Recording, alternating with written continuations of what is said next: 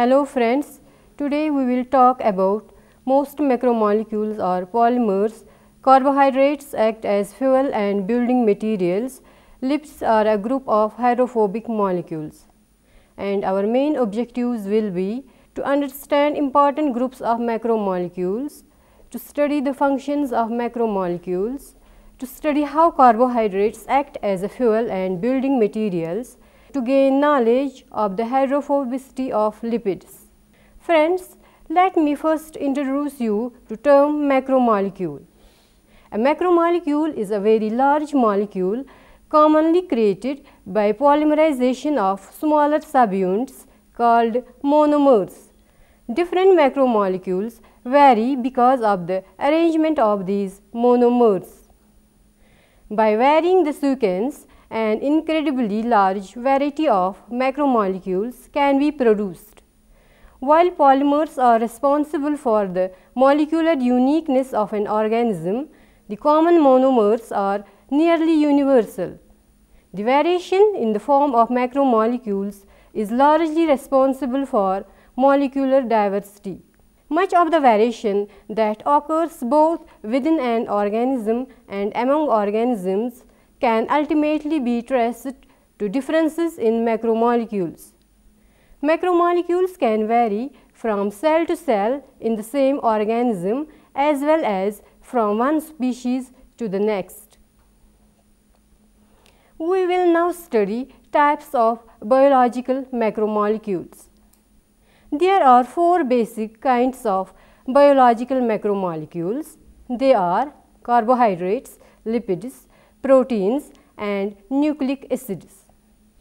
These polymers are composed of different monomers and serve different functions. Now first of all, carbohydrates. Carbohydrates are the most abundant organic molecules in nature. They are polyhydroxyaldehydes or polyhydroxyketones or compounds that can be hydrolyzed to them. In majority of carbohydrates, hydrogen and oxygen are present in same ratio as in water, hence also called as hydrates of carbon. Carbohydrates are classified into various classes depending upon whether these undergo hydrolysis and if so on the number of products formed like monosaccharides, oligosaccharides and polysaccharides. Now monosaccharides. Monosaccharides are simple carbohydrates that can't be hydrolyzed further into polyhydroxyaldehyde or ketone unit. Glucose is a typical example of monosaccharides. Other examples include galactose and fructose. Oligosaccharides. Oligosaccharides are polymers made up of 2 to 10 monosaccharide units joined together by glycosidic linkage. They can be classified as di, tri, tetra depending upon the number of monosaccharide units present. Amongst these, the most abundant are the disaccharides with 2 monosaccharide units joined together by a glycosidic linkage. The most common disaccharide is sucrose. Other examples of disaccharides are lactose, maltose, etc. Polysaccharides. Polysaccharides are polymers composed of hundreds or thousands of monosaccharide units. These monosaccharide units are joined together through dehydration synthesis. Polysaccharides are of two types, that's homopolysaccharides and heteropolysaccharides. Homopolysaccharides. Homosaccharides contain monosaccharide units of a single type, for example, starch, glycogen, inulin, cellulose, chitin, etc. Heteropolysaccharides. Heteropolysaccharides possess 2 or more different types of monosaccharide units or their derivatives, for example, heparin, hyaluronic acid, chondroitin sulfate, etc. Friends, we will now study functions of carbohydrates. Carbohydrates participate in a wide range of functions. They are the most important dietary source of energy for all organisms. They are precursors for many organic compounds like fats and amino acids. They participate in the structure of cell membrane and cellular functions such as cell growth, adhesion and fertilization. They are structural components of many organisms. These include the fiber of plants, exoskeleton of some insects and the cell wall of microorganisms. They also serve as storage form of energy to meet the immediate energy demands of the body. They are utilized as raw materials for several industries, for example paper, plastics, textiles, breweries, etc. We will now study lipids. Lipids are a class of biomolecules that are defined by their solubility in organic solvents such as chloroform and their relative insolubility in water. Lipids are very diverse in both their respective structures and functions. Major lipid groups include fats, phospholipids, steroids and waxes. Fats are composed of 3 fatty acids and glycerol, hence called triglycerides. These so-called triglycerides can be solid or liquid at room temperature. Those that are solid are classified as fats, while those that are liquid are known as oils. Fatty acids consist of a long chain of carbons with a carboxyl group at one end. Depending on their structure, fatty acids can be saturated or unsaturated. Unsaturated chains contain double or triple covalent bonds between adjacent carbons, while as saturated chains consist of all single bonds. Phospholipids, they are found in biological membranes. The components of phospholipids include a hydrophobic tail and a hydrophilic head. The hydrophobic tail consists of 2 hydrocarbon chains. The hydrophilic head consists of choline, phosphate and glycerol. Steroids and waxes. Steroids have a carbon backbone that consists of 4 fused ring-like structures.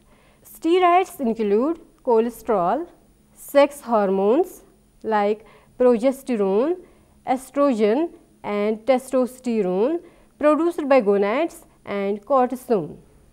Waxes are comprised of an ester of long chain alcohol and a fatty acid. We will now study synthesis and function of lipids in the body.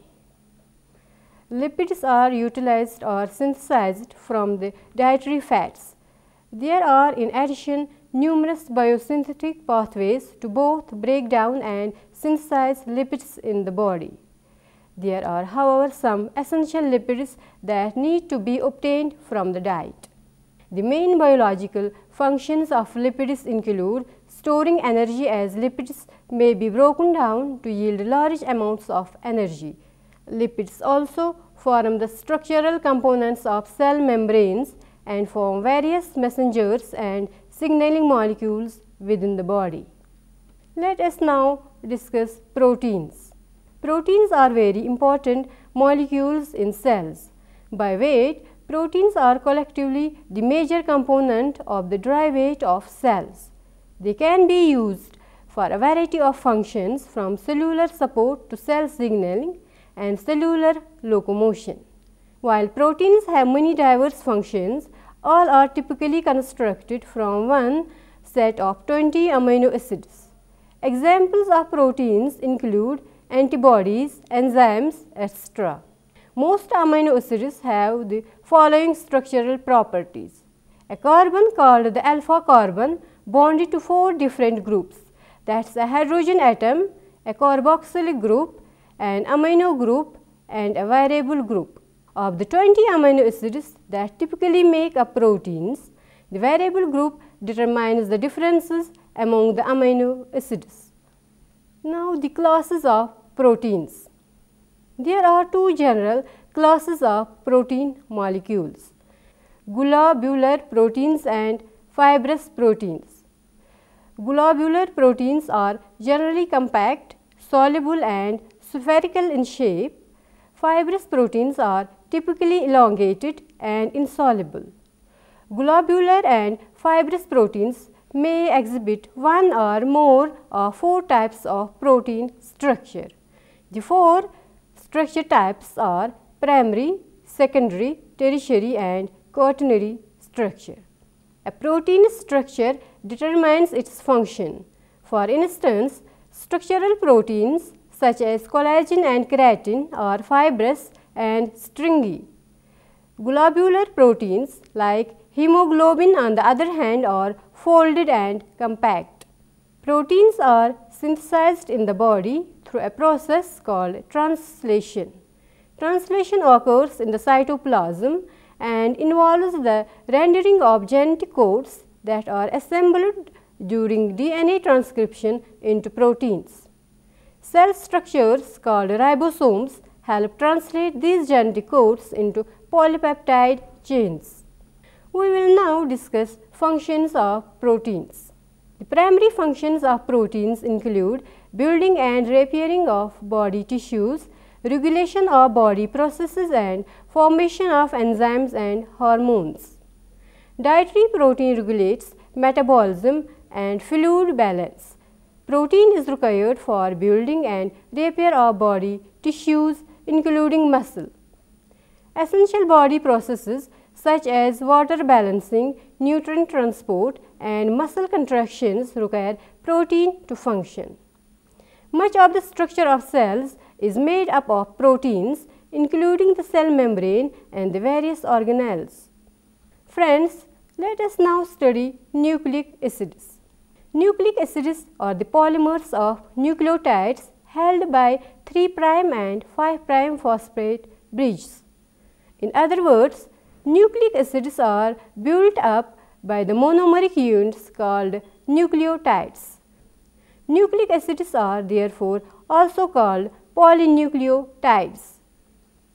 Nucleotides are phosphate esters of nucleosides and made up of 3 components, that's a base that has a nitrogen atom, a 5-carbon sugar and an ion of phosphoric acid. There are 2 types of nucleic acids, ribonucleic acid RNA and deoxyribonucleic acid DNA. There are 2 general types of nitrogenous bases in both DNA and RNA, pyrimidines and purines. Nitrogenous bases are heterocyclic, planar and relatively water-insoluble aromatic molecules. The 2 common purine bases found in DNA and RNA are adenine and guanine. The 2 main pyrimidine bases found in DNA are thymine and cytosine, and in RNA they are uracil and cytosine. Uracil is not usually found in DNA, it is a component of RNA. Naturally occurring nucleic acids have 2 types of pentose sugars, ribose and deoxyribose sugar. Ribose sugar is found in RNA and deoxyribose sugar is found in DNA. Now, the functions of nucleic acids. Nucleic acids contain instructions for protein synthesis and allow organisms to transfer genetic information from one generation to the next. Nucleotides perform a wide variety of functions in the living cells besides being the building blocks or monomeric units in the nucleic acid structure. These include formation of energy currency like ATP, GTP, etc., acts as a precursor for several important coenzymes such as NADPOS2, NADPOS2, FAD and coenzyme A. Serve as precursor for secondary messengers like cyclic AMP, cyclic GMP, etc. Serve as activated intermediates in numerous biosynthetic reactions. These activated intermediates include S-adenosylmethionine involved in methyl transfer reactions. We will now study macromolecules often have unusual physical properties that do not occur for smaller molecules. DNA in a solution can be broken simply by sucking the solution through an ordinary straw because the physical forces on the molecule can overcome the strength of its covalent bonds. In fact, the DNA of chromosomes can be hundreds of millions of base pairs long, packaged into chromatin. Another common macromolecular property that does not characterize smaller molecules is their relative insolubility in water and similar solvents, instead forming colloids. Many require salts or particular ions to dissolve in water. Similarly, many proteins will denature if the solute concentration of their solution is too high or too low.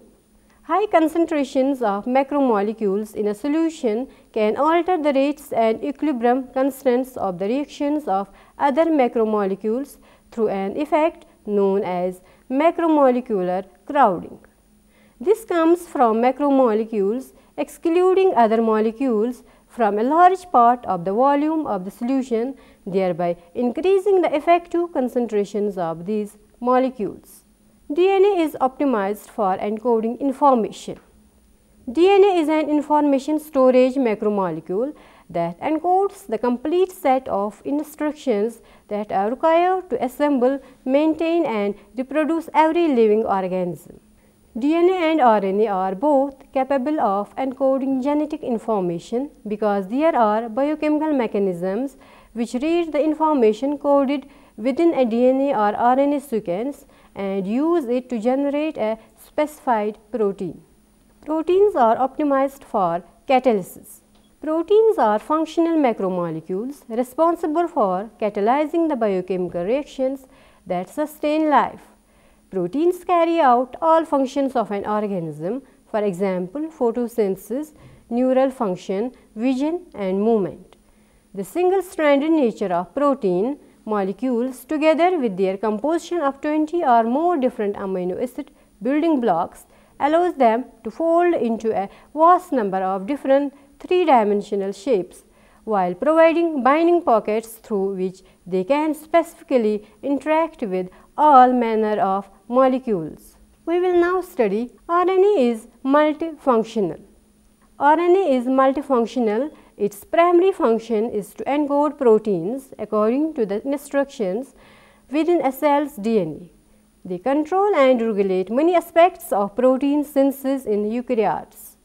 RNA encodes genetic information that can be translated into the amino acid sequence of proteins, as evidenced by the messenger RNA molecules present within every cell and the RNA genomes of a large number of viruses. In addition, RNA is a single-stranded polymer that can, like proteins, fold into a very large number of three-dimensional structures. Some of these structures provide binding sites for other molecules and chemically active centers that can catalyze specific chemical reactions on those bound molecules. We will now study carbohydrates act as a fuel and building materials. Carbohydrates are a major food source and a key form of energy for most organisms. When combined together to form polymers, carbohydrates can function as long-term food storage molecules, as protective membranes for organisms and cells, and as the main structural support for plants. Different polysaccharides act as food stores in plants and animals. Polysaccharides also have structural roles in plant cell wall and the tough outer skeleton of insects. The main function of carbohydrate is to supply energy for the body processes and acts as biofuel. A greater part of the energy in the diet is supplied by carbohydrates. Some of the carbohydrates are immediately utilized by the tissues and the remaining is stored as glycogen in the liver and muscles, and some are stored as adipose tissues for the future energy needs. Polysaccharides such as starch and glycogen are first hydrolyzed by enzymes to glucose. Glucose is transported from one cell to another by blood in case of animals and cell sap in case of plants. Glucose is then oxidized to produce carbon dioxide and water. Now it is important to note that fats and proteins can also be burned to provide energy, but carbohydrate functions as primary source of energy. Fats are only burned if there is non-availability of carbohydrates. When fat is burned in absence of carbohydrates, toxic compounds like ketone bodies are produced. Accumulation of these ketone bodies over a long period causes a condition called ketosis. In this condition, blood becomes unable to carry oxygen properly and this can be fatal. Thus, one of the important functions of carbohydrate help burn fat properly. Now, carbohydrates act as building material. Different carbohydrates, especially polysaccharides, act as framework in living organism. Cellulose forms cell wall of plant cell along with hemicellulose and pectin. Wood is mostly made of cellulose, while paper and cotton are almost pure cellulose. Chitin forms cell wall of fungal cell and exoskeleton of arthropods. Peptidoglycan forms cell wall of bacteria and cyanobacteria.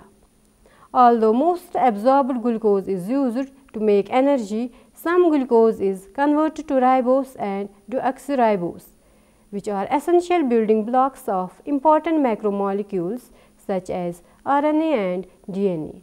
Glucose is additionally utilized to make the molecule NADPH, which is important for protection against oxidative stress and is used in many other chemical reactions in the body. If all the energy, glycogen storing capacity and building needs of the body are met, excess glucose can be used to make fat. This is why a diet too high in carbohydrates and calories can add on the fat pounds. Thus, carbohydrates function as contributing material to the cellular structure. Friends, we will now study lipids as a group of hydrophobic molecules.